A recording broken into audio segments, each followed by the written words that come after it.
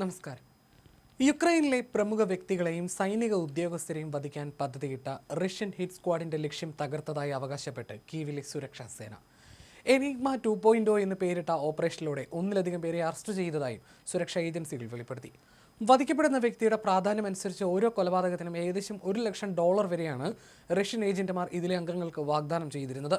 ഉന്നത ഉദ്യോഗസ്ഥർ, സൈനിക രഹസ്യാന്വേഷണ വിഭാഗത്തിലെ ഉദ്യോഗസ്ഥർ, തന്ത്രപ്രധാന സ്ഥാപനത്തിന്റെ തലവൻ, കീവിന്റെ വിദേശ സൈന്യത്തിലെ പോരാളികൾ, പ്രമുഖ മാധ്യമപ്രവർത്തകർ എന്നിവരെയാണ് സംഘം ലക്ഷ്യമിട്ടിരുന്നത്.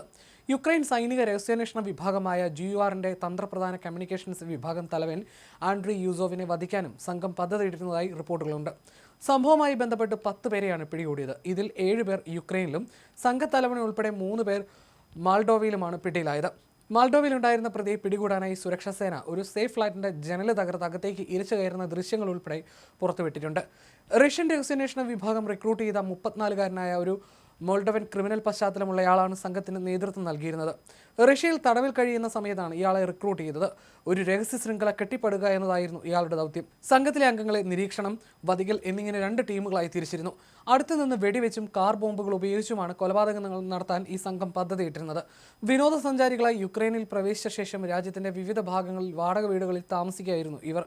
പ്രതികളിൽ നിന്ന് മൊബൈൽ ഫോണുകൾ, കമ്പ്യൂട്ടർ ഉപകരണങ്ങൾ, ആയുധങ്ങൾ, വെടിമരുന്ന് എന്നിവയുൾപ്പെടെയുള്ള തെളിവുകൾ സുരക്ഷാ സേന കണ്ടെടുത്തിട്ടുണ്ട്.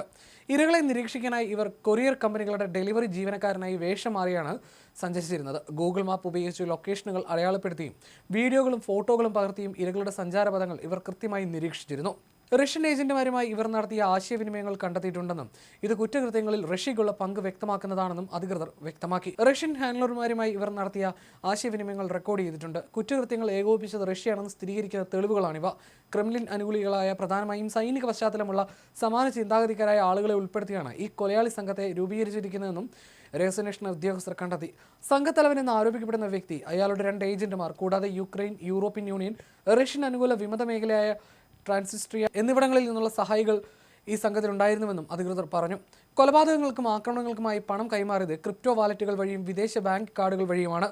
വധിക്കാൻ ലക്ഷ്യമിടുന്നവരെ നിരീക്ഷിക്കാനായി ഇവർ ഡെലിവറി സർവീസ് ജീവനക്കാരായി വേഷം മാറി. തുടർന്ന് ഇവരുടെ ചിത്രങ്ങളെടുത്ത് ഗൂഗിൾ മാപ്പിൽ തങ്ങളുടെ ലൊക്കേഷൻ അടയാളപ്പെടുത്തി തങ്ങളുടെ മേൽനോട്ടക്കാരൻ ഇവർ റിപ്പോർട്ട് നൽകുകയായിരുന്നു. ലഭ്യമായ വിവരങ്ങൾ പ്രകാരം പ്രമുഖ വ്യക്തികളെ വധിക്കുന്നതിലൂടെ യുക്രൈനിൽ ഭീതി പടർത്താനും അവിടുത്തെ സാമൂഹ്യ രാഷ്ട്രീയ അന്തരീക്ഷം അസ്ഥിരപ്പെടുത്താനുമാണ് റഷ്യൻ രഹസ്യാന്വേഷണ വിഭാഗം ലക്ഷ്യമിട്ടിരുന്നത്. ആസൂത്രിതമായ കൊലപാതകം, ആയുധങ്ങൾ, വെടിമരുന്ന്, സ്ഫോടക വസ്തുക്കൾ എന്നിവയുടെ നിയമവിരുദ്ധമായ ഉപയോഗം എന്നീ കുറ്റങ്ങൾ ചുമത്തിയാണ് ഇവർക്കെതിരെ ക്രിമിനൽ കേസുകൾ രജിസ്റ്റർ ചെയ്തിട്ടുള്ളതെന്നും അധികൃതർ വ്യക്തമാക്കി. ഇവർക്ക് സ്വത്ത് കണ്ടുകെട്ടലോടുകൂടി ജീവപര്യന്തം വരെയുള്ള തടവ് ശിക്ഷ ലഭിക്കാം. അന്താരാഷ്ട്ര സഹകരണത്തിന്റെ മികച്ച ഉദാഹരണമാണ് ഈ കേസെന്നും യുക്രൈൻ നാഷണൽ പോലീസ് വിശേഷിപ്പിച്ചു.